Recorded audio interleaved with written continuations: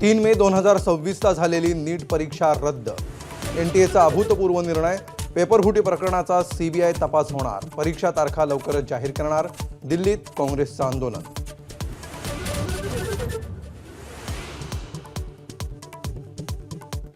राष्ट्रीय महिला आयोगाचा निदा खानबाबत धक्कादायक अहवाल। निदा खानने केलेल्या छळाचा विस्तृत उल्लेख। धर्मांतर प्रकरणामध्ये निदा खानचीही होती महत्त्वपूर्ण भूमिका, अहवालात नमूद।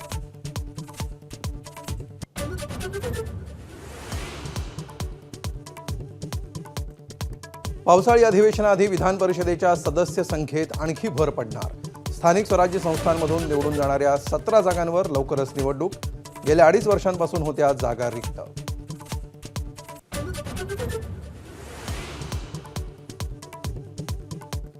राष्ट्रवादीच्या पदाधिकाऱ्यांच्या नियुक्तीवरून पक्षात गोंधळ। सोशल मीडियावर फिरणारी यादीही कारकुनाची चूक। सुनेत्रा पवारांचं स्पष्टीकरण, तर पार्थ पवारांचं 2 नेत्यांसोबतचं शीतयुद्ध सुरू असल्याच्या चर्चा।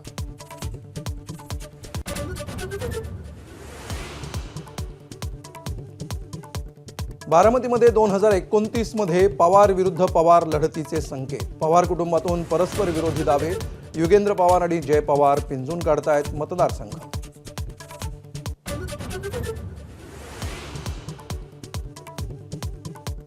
महाराष्ट्रात पंतप्रधान मोदींच्या आवाहनाची अंमलबजावणी सुरू। मुख्यमंत्र्यांच्या मंजुरीशिवाय मंत्री आमदारांना विमान वापरता येणार नाही। बावनकुळेंची माहिती, तर बैठका ऑनलाईन घेण्यासही सुरुवात।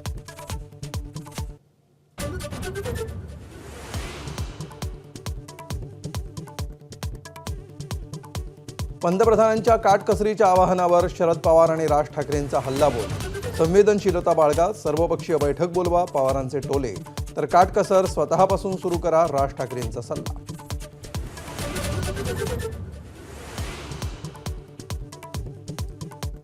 मध्य प्रदेशात पंतप्रधान मोदींच्या आवाहनाला भाजप नेत्याकडूनच केराची टोपली। पदभार घेण्यासाठी नेला 500 गाड्यांचा ताफा। उज्जैन ते भोपाळपर्यंत शक्ती प्रदर्शन। राज्यातील 10वी आणि 12वी परीक्षेचा निकाल नुकताच जाहीर झाला आणि 10वी नंतर अनेकांनी नीट परीक्षेची तयारी सुरू केली आहे। तर 12वीच्या परीक्षेनंतर अनेक विद्यार्थ्यांनी नीट परीक्षा देऊन भविष्यामध्ये डॉक्टर होण्याचं स्वप्न पाहिलं होतं। मात्र केंद्र सरकारनं नीट परीक्षेसंदर्भात मोठा निर्णय घेतलाय। यंदाच्या वर्षी म्हणजेच 3 मेला झालेली नीटची परीक्षा आता रद्द करण्यात आली आहे। आता ही परीक्षा नव्यानं घेण्यात येणार असल्याचं स्पष्ट झालंय। नीट परीक्षेचा पेपर फुटल्यामुळे शासनानं हा निर्णय घेतला। देशातील सुमारे 22 लाख विद्यार्थ्यांनी यंदा 3 मे 2026 रोजी नीटची परीक्षा दिली होती। यामध्ये महाराष्ट्रातल्या जवळपास 2.5 लाख विद्यार्थ्यांनी ही परीक्षा दिली होती। मात्र देशभरात 42 तास अगोदरच या पेपरची प्रश्नपत्रिका बाहेर आल्यामुळे पेपर फुटला होता। या पार्श्वभूमीवर राष्ट्रीय परीक्षा यंत्रणेकडून ही परीक्षा रद्द करण्याचा निर्णय घेण्यात आलाय। 3 तारखेला ज्या केंद्रावर विद्यार्थ्यांनी परीक्षा दिली तिथेच पुन्हा परीक्षा होणार आहे। विद्यार्थ्यांना पुन्हा रजिस्ट्रेशनची गरज असणार नाही। शिवाय विद्यार्थ्यांना पुन्हा होणाऱ्या नीट परीक्षेसाठी अतिरिक्त शुल्कही भरावं लागणार नाही।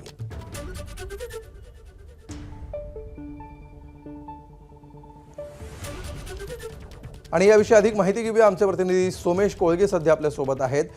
सोमेश, ही परीक्षा रद्द झालेली, आता पुढची प्रक्रिया नेमकी कशी असणार आहे याविषयी सांगा, आणि त्याचबरोबर याचे जे काही पडसाद सध्या दिल्लीमध्ये उमटत आहेत त्याविषयी।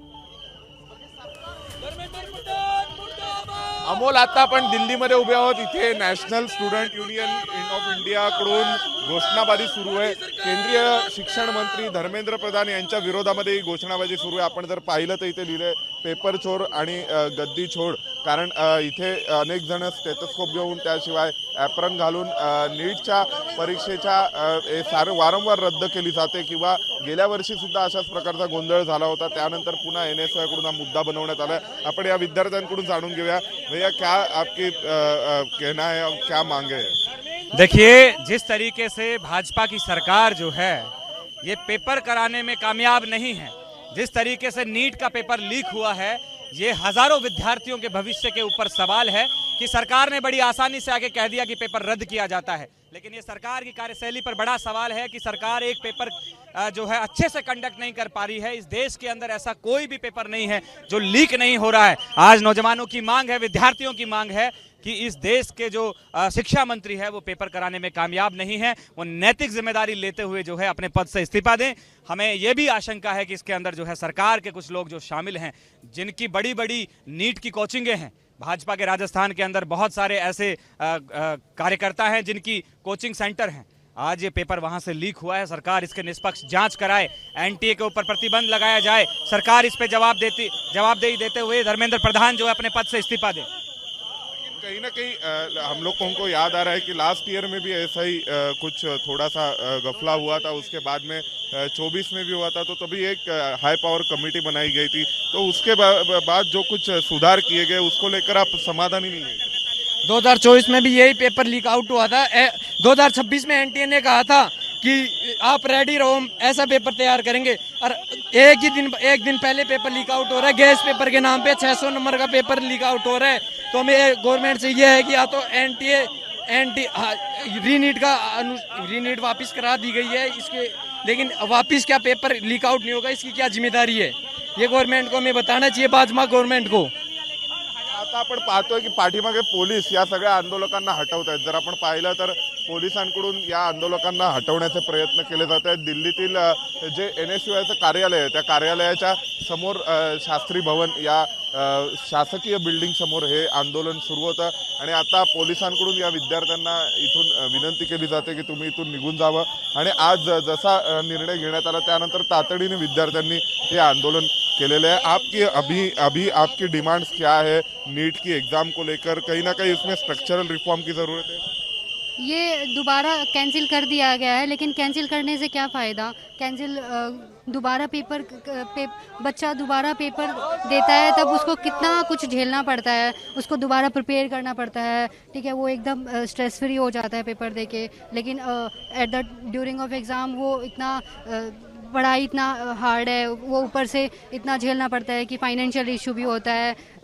पेरेंट्स इतना अफोर्ड भी नहीं कर पाते हैं, किसी के बच्चे सुसाइडल अटैम्प्ट्स भी करते हैं, और ये तो हर साल का हो रखा है। अब कितनी बार कैंसिल करेंगे? 2024 में भी हुआ था, उसका तो कुछ भी नहीं हुआ। इस बार कैंसिल कर दिया है, अभी सुनने में आया है, लेकिन उसका क्या फ़ायदा? कोई मतलब नहीं है उसका कैंसिल करने का। अभी आगे भी दोबारा कैंसिल हो गया तो क्या गारंटी है? हम तो ट्रस्ट नहीं करते उस पर, एनटीए पे। उस समय भी ये मसला सुप्रीम कोर्ट तक भी गया था, फिर उसमें कुछ स्ट्रक्चरल रिफॉर्म्स किए गए। तो आप समाधानी नहीं है जो रिफॉर्म्स किए गए, सुधार किए गए? 2024 में मैं मानती हूँ कि पेपर इजी था, इस बार भी मॉडरेट था, लेकिन उसका कोई समाधान नहीं था। पेपर लीक हुआ था, सुप्रीम कोर्ट ने भी माना था, लेकिन सुप्रीम कोर्ट ने माना था कि मास लेवल पे लीक नहीं हुआ, लेकिन सीबीआई ने भी अच्छे से जांच नहीं की थी।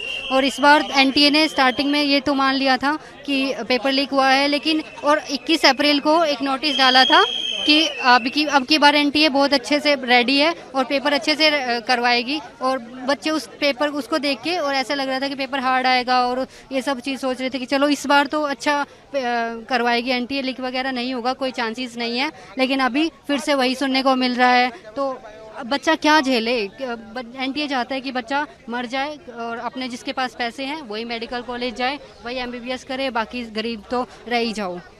तर आपण पाहू शकतो कशा प्रकारे विद्यार्थ्यांमध्ये रोष आहे आणि काँग्रेसच्या विद्यार्थी संघटनेकडून इथे आंदोलनही केलं जात आहे। आणि या निमित्ताने काँग्रेसने केंद्र सरकारला घेरलेले आहे, हे आपण नक्की पाहू शकतो। मोठ्या प्रमाणावर पोलिसांचा फौजफाटा इथे तैनात करण्यात आलेला आहे। निश्चित धन्यवाद सोमेश या सविस्तर माहितीबद्दल। तर नीटची परीक्षा रद्द झालेली आहे, बघूया याबाबतचे काही महत्त्वाचे मुद्दे ग्राफिक्सच्या माध्यमातून। 3 मे 2026 या दिवशी ही परीक्षा झाली होती, ती आता रद्द झाली आहे। नव्या परीक्षेची तारीख अजून डिक्लेअर व्हायची आहे, लवकरच ती जाहीर करण्यात येईल। परीक्षार्थींचं परीक्षा केंद्र मात्र 3 मे रोजी जे होतं तेच असेल। विद्यार्थ्यांना नव्यानं रजिस्ट्रेशन करण्याची गरज नाही। विद्यार्थ्यांकडून नव्या परीक्षेसाठी शुल्क घेतलं जाणार नाही। नव्या परीक्षेसाठी वेगळं ओळखपत्र दिलं जाणार आहे। विद्यार्थी आणि पालकांनी फक्त एनटीएच्या सूचनांवर लक्ष ठेवावं असंही आवाहन करण्यात आलं आहे। पेपरफुटीची सीबीआय मार्फत चौकशी केली जाणार आहे.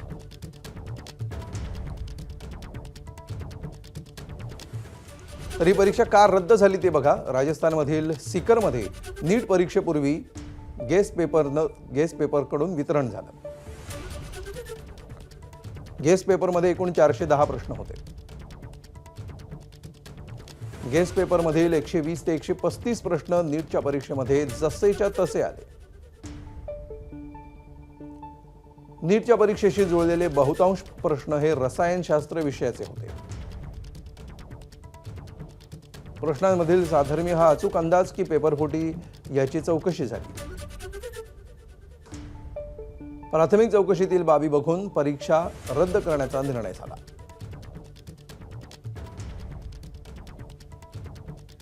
राष्ट्रवादी शरद पवार पक्षाच्या खासदार सुप्रिया सुळे यांनी काय प्रतिक्रिया दिली आहे बघूया.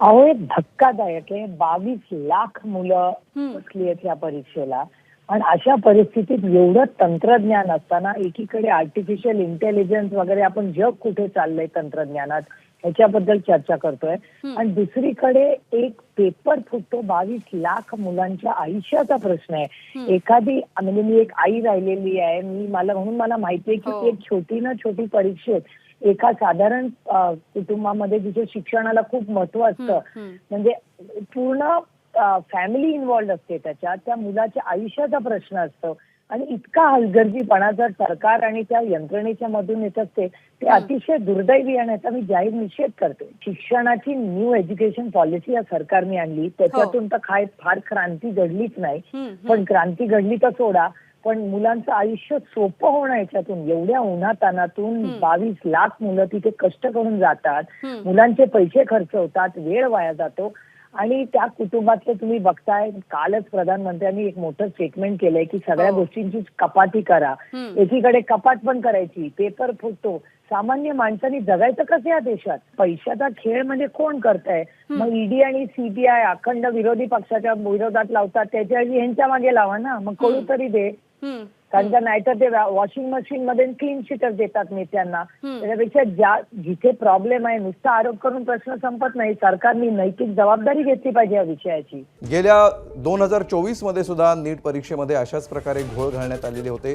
त्यानंतर समितीची स्थापना करण्यात आली होती ज्याचा उद्देश होता की यानंतर पुन्हा कुठलेही गैरप्रकार किंवा अशा प्रकारे पेपरफुटीचे प्रकार होऊ नयेत. मात्र पुन्हा एकदा याच प्रकाराला सामोरं जावं लागतं आहे आणि 3 मे रोजी झालेल्या परीक्षेचा पेपर फुटला होता. याचे प्राथमिक पुरावे मिळाल्यानंतर आता ही परीक्षा रद्द करण्याचा निर्णय घेण्यात आलेला आहे. हा पेपर नेमका कसा फुटला, काय झालं, कुठून तो लीक झाला याची सीबीआय चौकशीमध्ये सगळी माहिती समोर येईलच. मात्र यामुळे लाखो विद्यार्थ्यांना आता पुन्हा एकदा परीक्षेला बसावं लागणार आहे आणि एकदा या परीक्षा देऊन या प्रक्रियेतून पुढे गेल्यानंतर आता पुन्हा एकदा नव्यानं त्यासाठी अभ्यास करणं आणि त्यासाठी मानसिक तयारी करणं हे विद्यार्थ्यांसाठी एक मोठं आव्हानात्मक आणि काहीशी त्रासदायक क्लेशदायक अशी प्रक्रिया असणार आहे. पुन्हा एकदा ही परीक्षा विद्यार्थ्यांना द्यावी लागणार आहे. अर्थात या परीक्षेसाठी वेगळं शुल्क आता आकारलं जाणार नाही आणि आधीच्याच परीक्षा केंद्रांवर ही परीक्षा होणार आहे. अभी हम लोग ने एग्जाम दिया एंड देन उसके बाद से फिर से पेपर देना पड़ रहा, तो हमारी 3 साल की पूरी मेहनत वेस्ट हो जाती है. पेरेंट्स भी इन्वॉल्व होते हैं इस पूरे प्रोसेस में, तो उनका भी स्ट्रेस बढ़ जाता है. आप क्या कहेंगे बताइए मुझे, कितना पूरा स्ट्रेसफुल हो जाता है पूरी फिर से तैयारी करना? पूरी मेहनत करती होंगी आप, पढ़ती होंगी. कुछ छात्र यहाँ पर और भी हैं. अब मैं प्रोफेसर से भी बात करूंगी. आप बताइए आपके बच्चों को फिर तैयारी करनी पड़ेगी? ये तो सबसे दुखद स्थिति है कि आज बच्चों ने 15-15, 20-20 घंटे तैयारी की और तैयारी करने के बाद एग्ज़ाम दिया. अब उनके लिए थोड़ा सा अच्छा समय आया और ऐसे समय में कैंसिल होना मतलब बहुत दुखद बात है. मुंबईमध्ये भाजप अध्यक्ष अमित साटम यांनी मुंबईतल्या नालेसफाईची पाहणी केली. यानंतर आमदार रोहित पवारांनी अमित साटम यांच्या ताफ्याचा व्हिडिओ ट्विट केला आहे. एकीकडे पंतप्रधान नरेंद्र मोदींनी पेट्रोल डिझेलचा कमीत कमी वापर करा असं आवाहन केलं आहे. दुसरीकडे अमित साटम यांनी 25 गाड्यांसह प्रतिसाद दिल्याची खोचक टीका रोहित पवारांनी केली आहे.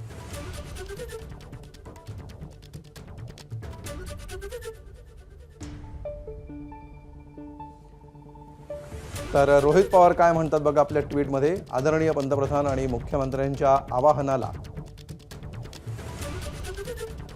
मुंबई भाजप अध्यक्ष अमित साटम यांचा 25 गाड्यांच्या ताफ्यासह उदंड प्रतिसाद.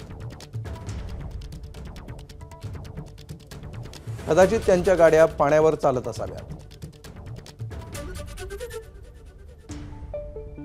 भाजीला पाण्यानं फोडणी कशी द्यावी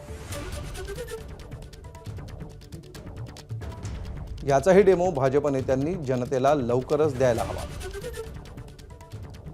सत्ताधाऱ्यांची अवस्था म्हणजे लोकांसांगे ब्रह्मज्ञान आणि स्वतः कोरडे पाषाण.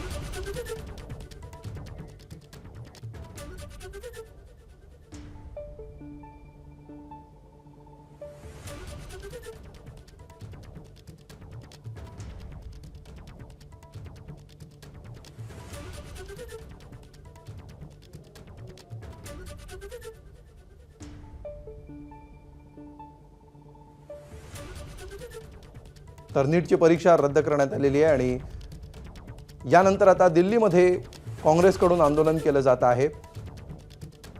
या सगळ्या प्रकाराचा निषेध करत काँग्रेसकडून घोषणाबाजी केली जाते आहे आणि पोलिसांकडून आंदोलकांना पांगवण्याचा प्रयत्न केला जातोय. कोचिंग करने के लिए कई लोग दिल्ली आके रुकते हैं, दिल्ली में किराए की जगह लेते हैं बच्चे. अपने माँ बाप, कई लोगों के माँ बाप अपनी सोना गिरवी रख देते हैं, जमीन बेच देते हैं बच्चे को कोचिंग कराने के लिए. और उसके बाद अगर पेपर लीक हो जाए तो उससे बड़ा मैं समझता हूं कि धोखा किसी के साथ नहीं हो सकता. और ये नीट का पेपर पहली बार लीक नहीं हुआ. मेरे ख्याल से एक बार 17 में हुआ था, एक बार 21 में हुआ था, फिर एक बार 24 में हुआ था और एक बार अब लीक हुआ है. 4 बार पेपर लीक हो चुका. तो पेपर ऐसे तो लीक होते नहीं है. इसका मतलब बहुत बड़े स्तर के ऊपर कुछ ना कुछ तो कल्यूजन है, मिली भगत है, पॉलिटिकल पेट्रोनेज है.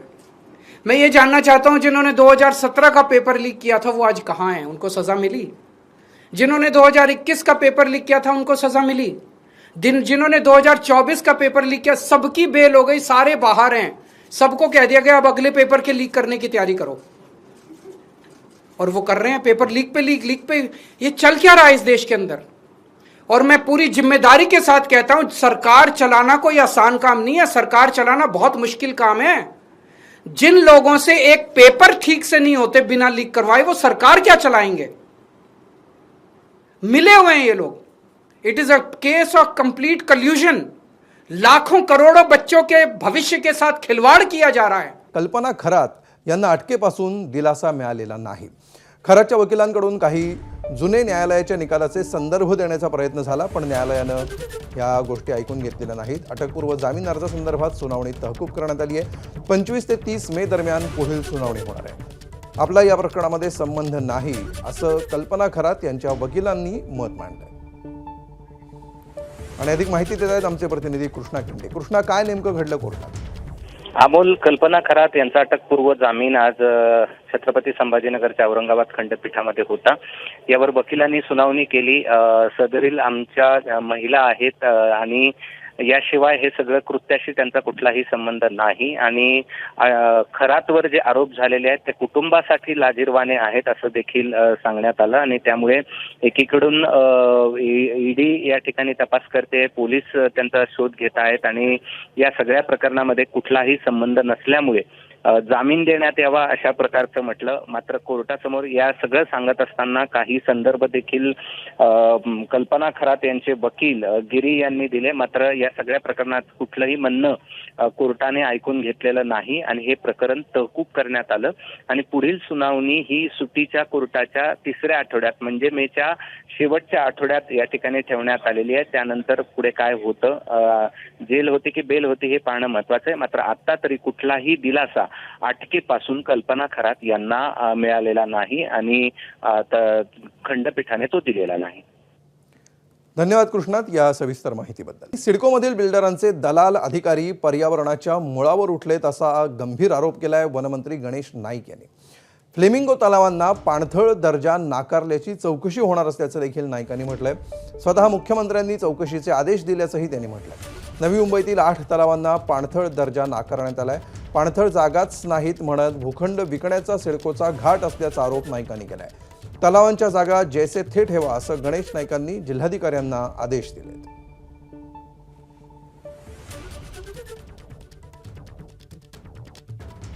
आपल्याबरोबर आहेत वनमंत्री गणेश नाईक. बाब असे की 3 दिवसापूर्वी माझ्या निदर्शनास ही बाब आणून दिली की नवी मुंबईमधल्या ज्या पाणथळ जागा आहेत ह्या पाणथळ नाहीत अशा स्वरूपाचा अहवाल तयार करण्यात आला होता.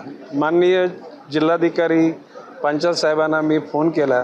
त्यांनी सांगितलं की आम्ही मिनिट्स कन्फर्म केलेले नाहीत. तर मी त्यांना सांगितलं की जर का पाणथळ जागा ह्या समुद्र किनाऱ्याला आहेत, समुद्र किनारा म्हणजे खाडीचा किनारा हा मँग्रोव्ह डिव्हिजनशी कनेक्टेड आहे. मँग्रोव्ह डिव्हिजनचा अधिकारी तिथे जर त्या मिटिंगला नसेल आणि तशा प्रकारचा निर्णय घेतला असेल तर ते दुर्दैव आहे. आणि मग मी मँग्रोव्ह डिव्हिजनचे आमचे खाडे जे आहेत DFO त्यांना सांगितलं. त्याने अतिशय सुंदर पत्र त्या ठिकाणी त्यांना दिलेलं आहे की ह्या आपण ज्या पाणथळ जागा नाहीत असं निष्कर्षा परत आल्यात ते आपण रद्द करा. प्रॅक्टिकली हे पाणथळच जागा आहेत आणि त्या अनुषंगाने मग कलेक्टरनी सुद्धा आम्ही सगळ्या गोष्टीत योग्य तो निर्णय घेऊन सांगितले आणि वी आर अलर्ट. कुठल्याही परिस्थितीत त्या पाणथळ जागा पाणथळच राहतील याच्या अनुषंगाने आम्ही त्या ठिकाणी हट्ट धरू, कारण ते खरं आहे. ते विनायक पाटील APP माझा नवी मुंबई. आमचं महाविकास आघाडीचं सरकार असताना ह्याच्यासाठी एक चांगला प्लॅन पण बनला होता. 2023मध्ये मला वाटतं ह्या प्रस्तावाला शासकीय मंजुरी देखील मिळाली आणि तेव्हापासून हा प्रस्ताव प्रलंबित आहे. अनेक वेळा आम्ही मागणी केलेली आहे, लेकिन आज आपण पाहिलं असेल, आपण इथे येऊन पाहणी केल्यानंतर इथे जागा वाढवण्याची किती गरज आहे.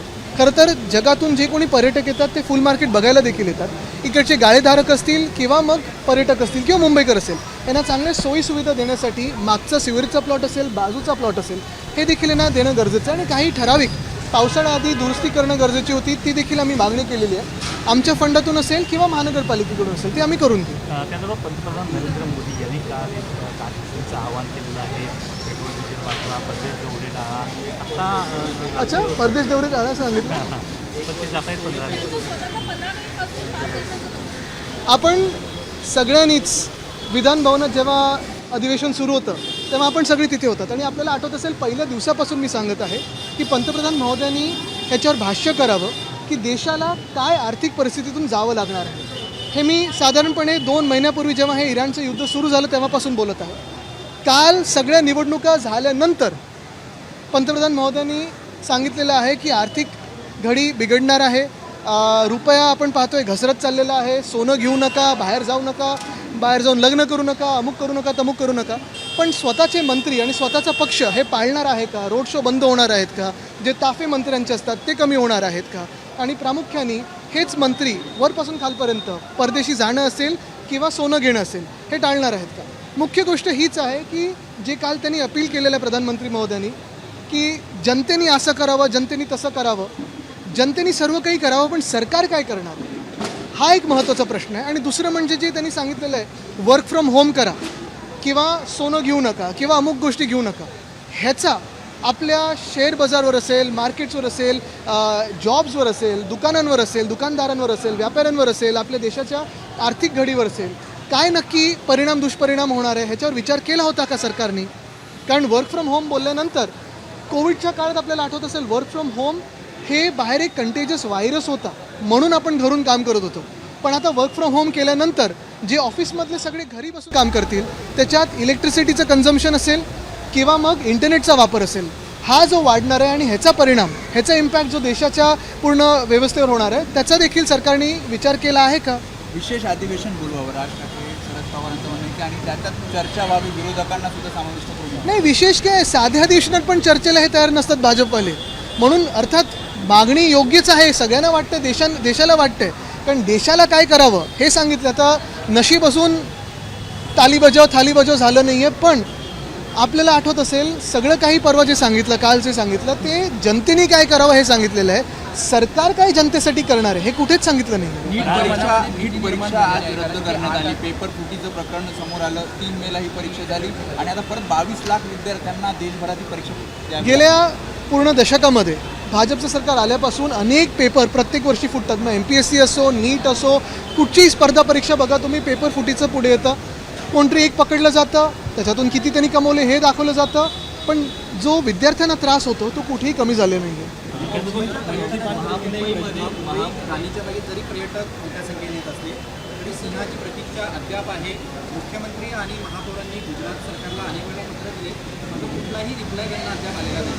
आता गुजरातकडून मुख्यमंत्र्यांना रिप्लाय येत नसेल तर अजून कोणाला येणार? परवानगी तिथूनच येतात त्यांच्या. पण महत्त्वाची गोष्ट हीच आहे की पर्यटन जर आपण पाहिलं तर माहीमचा किल्ला देखील आम्ही प्रस्ताव मागच्या आठवड्यात देखील जेव्हा म्युन्सिपल कमिशनरना भेटलो तेव्हा महेशजी मी आम्ही दोघांनी मागणी केलेली आहे की माहीमचा किल्ला, विशालजी मला वाटतं तुम्ही पण त्यावेळी ती बातमी केली होती, आमच्या काळात तो साफ स्वच्छ चांगला करून घेतला, तिकडे जे रहिवासी होते त्यांना चांगली घरं दिली, पण पुढे अजून काही झालेलं नाही आहे. तसंच पर्यटकांमध्ये आपण पाहिलं असेल पेंग्विन जेवढं मुंबईसाठी कमवतात तसं चित्ते कमवतात का विचारा. एक असं करू. एक मिनिट, महापौर बंगलाच्या दुरुस्तीसाठी जवळपास 4.5 कोटींचा खर्च येतोय. या संदर्भातला आवाज उठवण्यामध्ये आवाज उठवण्याचा नाही. आपण पाहिलं असेल सत्ताधाऱ्यांमध्ये पण भाजपमध्ये पण काही ठराविक लोकांना जास्ती फंड, काही ठराविक लोकांना कमी फंड, हे त्यांच्यामध्येच भांडण चालू आहेत आणि आम्ही तर आवाज उठवत आहोत. पण महत्त्वाची गोष्ट म्हणजे आम्ही जो आवाज उठवत आहोत तो स्वतःसाठी नाही उठवतो, तो मुंबईसाठी उठवतो. परवा देखील आपल्याला आठवत असेल सभागृह ठरलं होतं आणि भाजपचा काहीतरी कार्यक्रम म्हणून सभागृह रद्द केलं. असं किती वेळा आपण पाहिलेलं आहे. म्हणजे मुंबईचे विषय नंतर भाजपचे कार्यक्रम पहिले, हे किती योग्य आहे? महाविकास आघाडी सरकारच्या काळामध्ये वर्क फ्रॉम होम लागू करण्यात आलं होतं, मात्र त्यालाच या विरोधकांनी विरोध केला होता आणि आता तेच सरकार वर्क फ्रॉम होमच्या दिशेने जाते. काय सांगतो? हो, तेच सरकार बोलेल की तुम्ही कामं घरून करा, पण बाकीचं सगळं स्थळं जी असतात धार्मिक स्थळं वगैरे ही उघडी ठेवा. मुद्दा असा आहे आम्ही जीव वाचवले होते आणि 2 महिने आम्ही सांगतोय की अजूनही जीव आणि आपली आर्थिक घडी जी आहे ती विस्कटाची नसेल तर प्रधानमंत्र्यांनी बोलावं. ते काल परवाकडे बोललेत.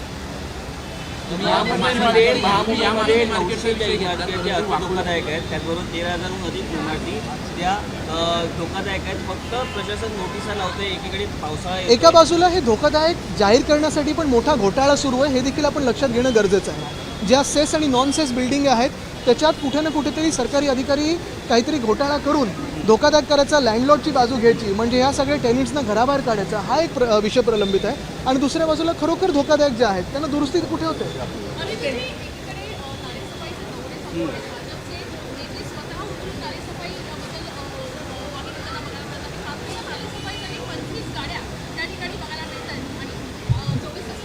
बरोबर आहे, गाड्या स्वतःसोबत 25 जात आहेत, पण नालेसफाईमधून जे गाळ निघायला पाहिजे ते किती गाड्या बाहेर निघतात? आणि कॉन्ट्रॅक्टर कोण आहेत? किती लोकांना क्लीन चिटा दिलेल्या आहेत? किती लोकांवर आरोप लावले आहेत? मुद्दा हाच येतो की जेवढं मुंबईवर प्रेम आणि मुंबईची सेवा आम्ही केली तेवढं भाजप करत नाही आहे. भाजप सगळे ऑर्डर दिल्लीकडून घेतं.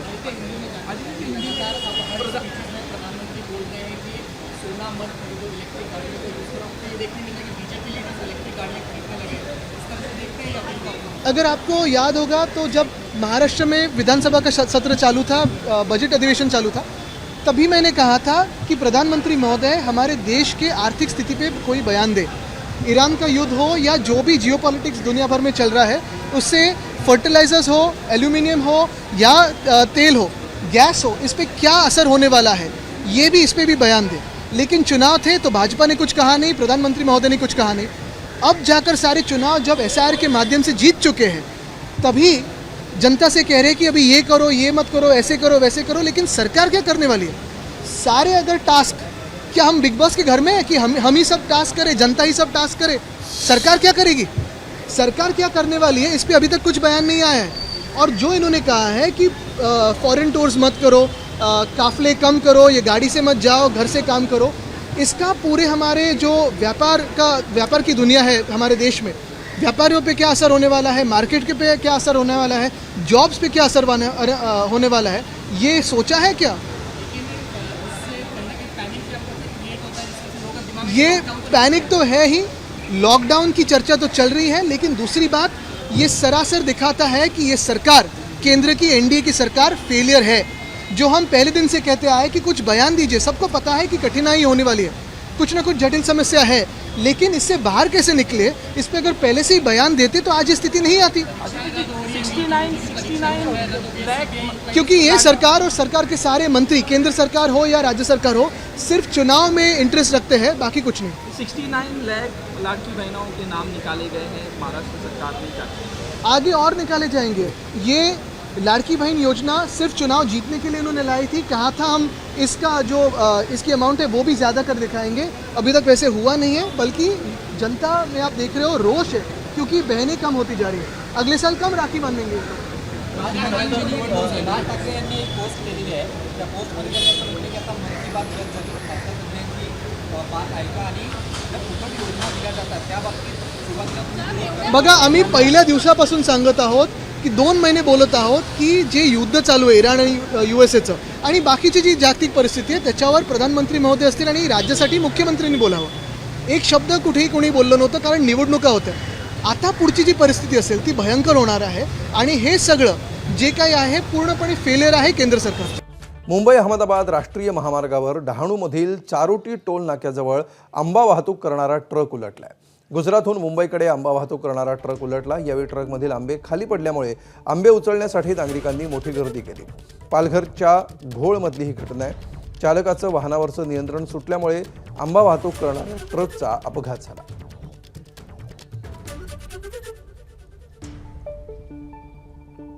तर विधिमंडळ आमदारांचा प्रस्तावित जपान दौरा रद्द झालाय। पंतप्रधान नरेंद्र मोदींनी केलेल्या आवाहनाला विधानसभा अध्यक्षांकडून प्रतिसाद मिळालाय। विधानसभा अध्यक्ष राहुल नार्वेकरांकडून हा दौरा रद्द करण्याचा निर्णय घेण्यात आला।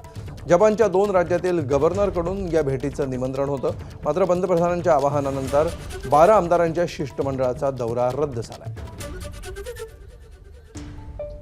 आणि अधिक माहिती घेऊया, प्रतिनिधी अभिषेक मुठा सध्या आपल्या सोबत आहे। अभिषेक, काय नेमकी अपडेट मिळते या दौऱ्याबद्दल? आपण अनेकदा बघितलंय की विधिमंडळाचे अनेक दौरे हे होताना होतात आणि त्याच अनुषंगानं विधिमंडळ आमदारांचा हा प्रस्तावित जपान दौरा होता। मात्र पंतप्रधान नरेंद्र मोदींनी केलेल्या आव्हानानंतर विधानसभा अध्यक्षांनी याला प्रतिसाद दिल्याचं दिसतं आहे आणि त्यांच्याकडनं हा जपान दौरा रद्द केला गेलेला आहे। एकूणच या संदर्भात जर पाहायचं तर जपानच्या 2 राज्यांमधल्या गव्हर्नरकडून भेटीचं निमंत्रण देण्यात आलेलं होतं। एकूणच तिथल्या गोष्टींचा अभ्यास करण्यासाठी हा संपूर्ण दौरा नियोजित होता, प्रस्तावित होता। मात्र पंतप्रधानांच्या आव्हानानंतर आता या 12 आमदारांच्या शिष्टमंडळाचा हा दौरा रद्द करण्यात आलेला आहे। निश्चित, धन्यवाद अभिषेक या माहितीबद्दल। भंडाऱ्याच्या तुमसरमध्ये नगर परिषदेनं कोट्यवधींचा निधी खर्च करून बांधलेले रस्ते वर्षभरही टिकत नसल्यामुळे धक्कादायक वास्तव आता समोर येत आहे। तुमसरच्या दुर्गानगरमधील एक सिमेंटचा रस्ता अवघ्या वर्षभरामध्ये उखडून निघालाय, त्यामुळे कामाच्या दर्जाबद्दल प्रश्नचिन्ह उपस्थित होत आहे। वर्षभरापूर्वी हा रस्ता रमा कन्स्ट्रक्शननं पूर्ण केला होता, मात्र अवघ्या वर्षभरातच या रस्त्याची चाळण झाली आहे। निकृष्ट दर्जाचं साहित्य आणि सिमेंटचा कमी वापर केल्यामुळे रस्त्याला ठिकठिकाणी मोठमोठ्या भेगा पडल्यात। या प्रकरणी स्वराज्य युवा एकता फाउंडेशनच्या नेतृत्वात जिल्हाधिकाऱ्यांकडे तक्रार करण्यात आली आहे। येत्या 8 दिवसात कंत्राटदारावर कारवाई झाली नाही तर नागरिकांनी नगर परिषदेसमोर आमरण उपोषण करण्याचा इशारा दिला आहे।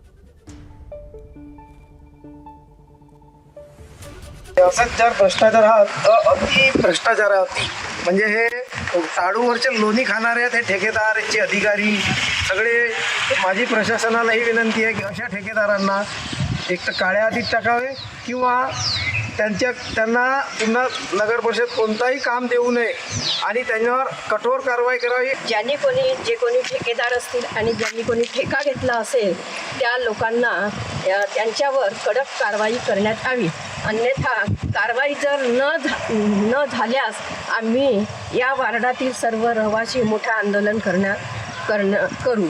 रस्ता पूर्ण इतका गॅप पडले रस्त्यामध्ये की कोणाच्या पाय हात जाऊ शकते आणि रस्त्याची गुणवत्ता जर बघितली तर रस्त्याची गिट्टी पूर्ण बाहेर निघत आहे। म्हणजे इतका मोठा भ्रष्टाचार झाल्यानंतर संबंधित नगरपालिकेचे अभियंता इथं येऊन बघत नाही आणि स्थानिक नागरिकांना इथं अपघात रोज अपघात होत आहेत। सिनियर सिटीजन आणि लहान मुलं खेळताना पडतात, तर अशा बेजबाबदार कंत्राटदारावर त्याला नगरपालिकेने एक तर काळ्या यादीत टाकावं किंवा नियमानुसार जे काय कारवाई करता येईल ते करावं आणि रस्त्याची क्वालिटी कंट्रोलच्या माध्यमातून तपासणी करावी, अन्यथा ह्या स्थानिक नागरिकांसह नगरपालिकेच्या समोर तीव्र आंदोलन करण्यात येईल। तर वर्ध्यामध्ये वायगाव निपाणी या ठिकाणी अचंबित करणारी नालीच्या बांधकामाची दृश्य समोर आली आहेत। देवळीमधून राळेगावच्या दिशेने जाणाऱ्या वायगावमध्ये नाली बांधली गेली आहे। या गावामध्ये रस्त्यावर होणाऱ्या नालीच्या उंचीबाबत सवाल उपस्थित होतोय। जमिनीच्या रस्त्यापासून तब्बल 6 फूट उंच नाली बांधण्यात आली आहे। 6 फूट नालीतून पाणी जाण्याऐवजी ते पाणी अडवलं जाण्याची शक्यता अधिक आहे। गावकऱ्यांनी आता हे काम बंद पाडलंय।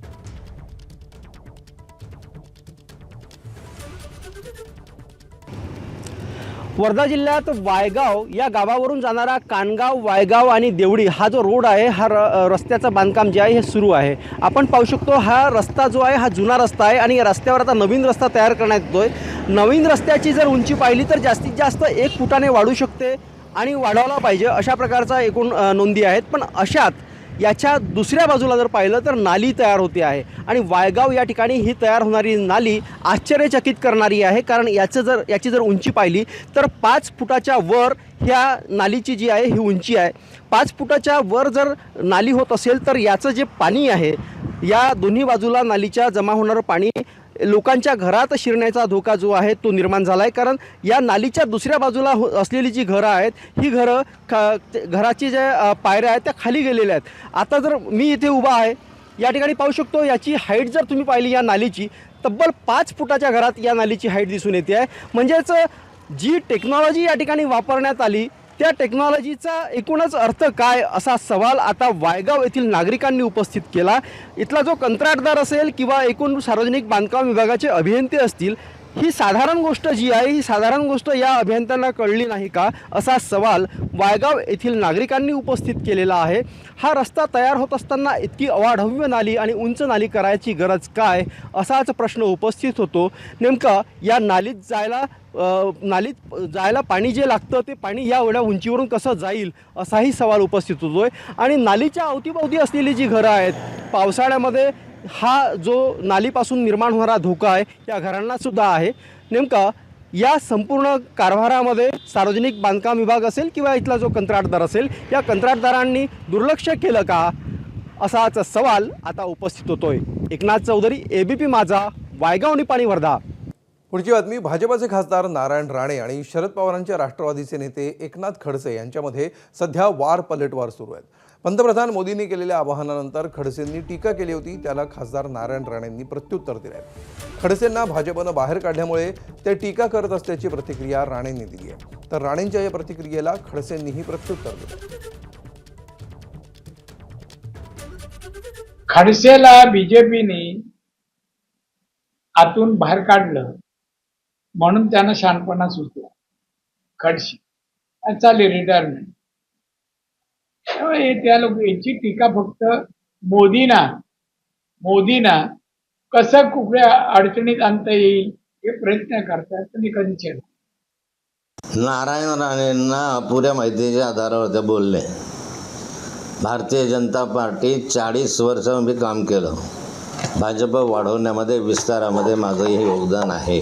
आता ते बोलता नीट पेपर फुटीचं नाशिक कनेक्शन आता समोर येत आहे आणि या नाशिक कनेक्शनमुळे आता अनेक गोष्टी देखील समोर येण्याची शक्यता आहे. नीट पेपर फुटीचं हे एक्सक्लुझिव्ह नाशिक कनेक्शन नेमकं काय आहे हे बघणं आता महत्त्वाचं आहे.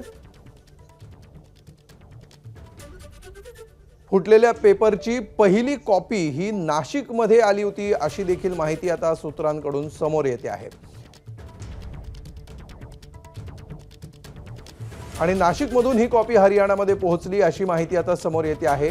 फुटलेली पहिली पेपरची कॉपी ही नाशिकमध्ये होती.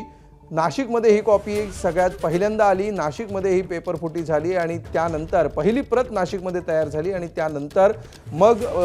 त्यानंतर इतर ठिकाणी या प्रती गेल्या होत्या अशी प्रकारची माहिती आता समोर येते आहे.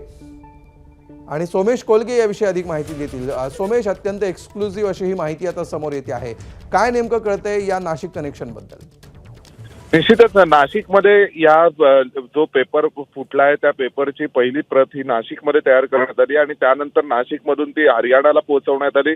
हरियाणामध्ये या फुटलेल्या पेपरच्या 10 सेट तयार केले गेले आणि नंतर मग हरियाणातून बिहार, आंध्र, जम्मू काश्मीर या ठिकाणी हा लीक झालेला जो फुटलेला पेपर होता ती प्रश्नपत्रिका पोहोचवण्यात आली अशी माहिती आता सूत्रांकडून आपल्याला कळते.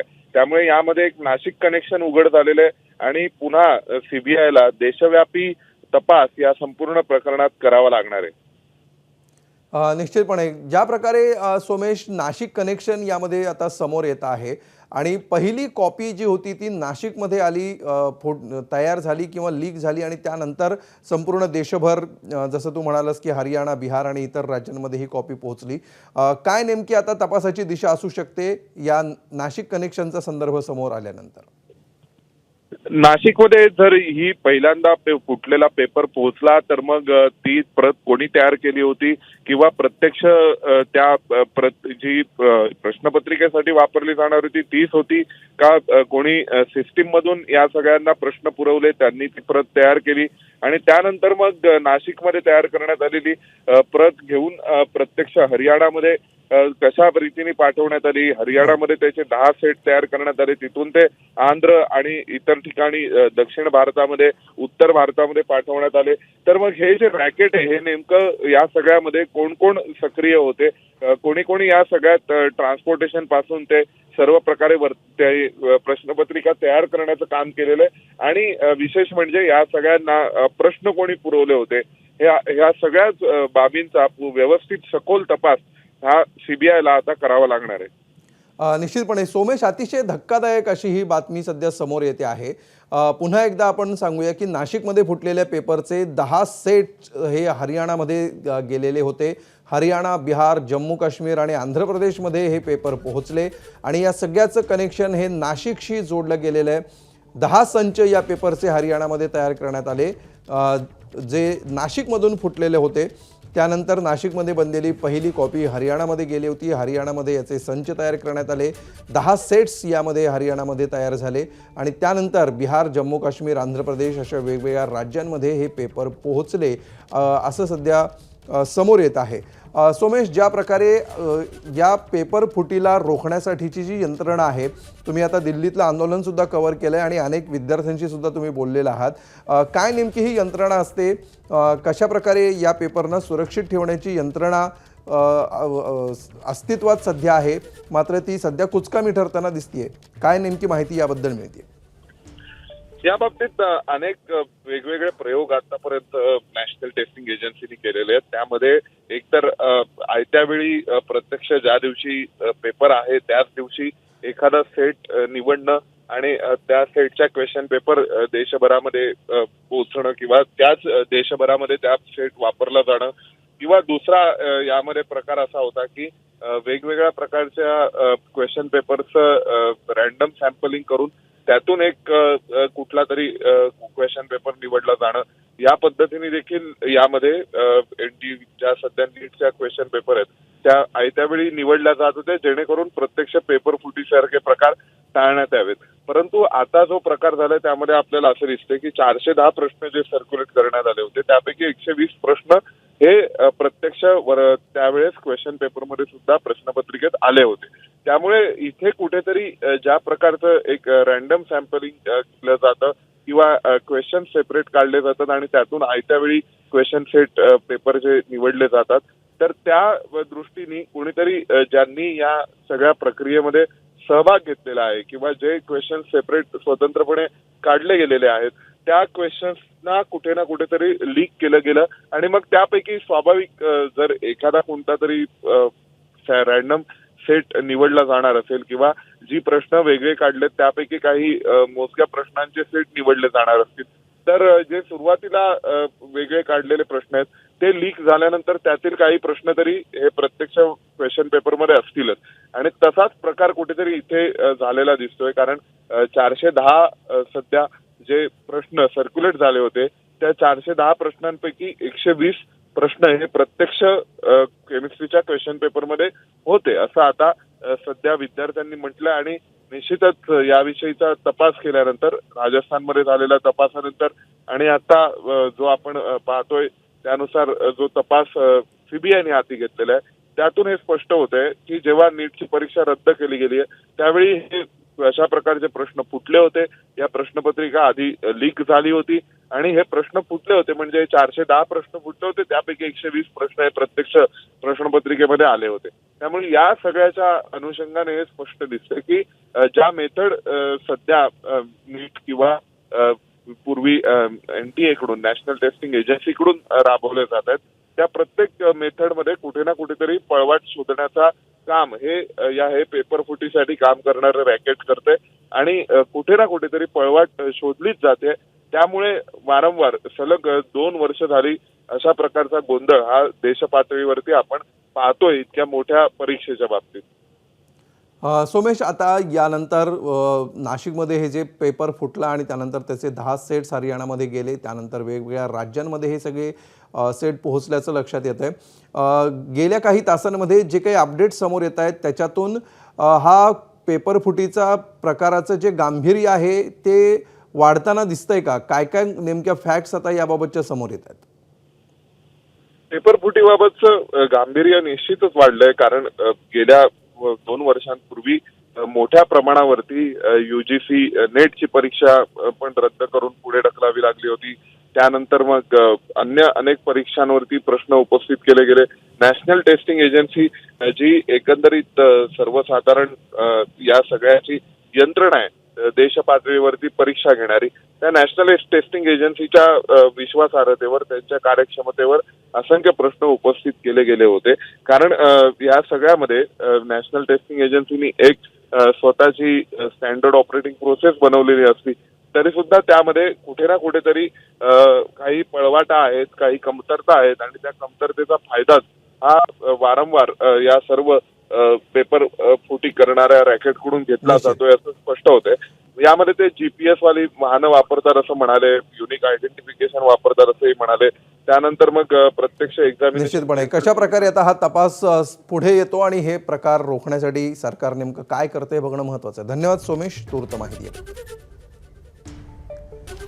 आणि आपण बघतो आहोत की सध्या देशभरातल्या लाखो विद्यार्थ्यांना पुन्हा एकदा ही परीक्षा द्यावी लागणार आहे आणि हा काही पेपर फुटीचा पहिला प्रकार नाही. यापूर्वी देखील 3 ते 4 वेळा अशा प्रकारे या परीक्षेचे पेपर फुटलेले आहेत आणि गेल्या 10 वर्षामध्ये अनेकदा अशा प्रकारे 89 वेगवेगळे पेपर फुटले असा आरोप काँग्रेसने केला आहे. तर काँग्रेसचे नेते सचिन सावंत यांची याबाबत प्रतिक्रिया येते, बघूया काय म्हणतात. महाराष्ट्रातल्या अनेक मुलांचं ज्यांनी इतके संपूर्ण वर्षभर जो काही प्रयत्न केला असेल, जितके परिश्रम घेतले असतील, ते सगळे परिश्रम आज शून्य ठरलेले आहेत. विद्यार्थ्यांचं भवितव्य तुम्ही पूर्णपणे उद्ध्वस्त करतात आणि याची संपूर्ण जबाबदारी ही भारतीय जनता पक्ष आणि मोदीजींवर आहे. पण नुसतं परीक्षा पर चर्चा करून चालत नाही, परीक्षा द्यावी पण लागते आणि मग त्यावेळेला कळतं की विद्यार्थ्यांना किती त्रास असतो तो. त्यामुळे उपदेश देणं हे फार सोपं असतं, परीक्षा ज्यांनी दिल्या त्यांना ते कळतं. ABP माझा, उघडा डोळे बघा नीट.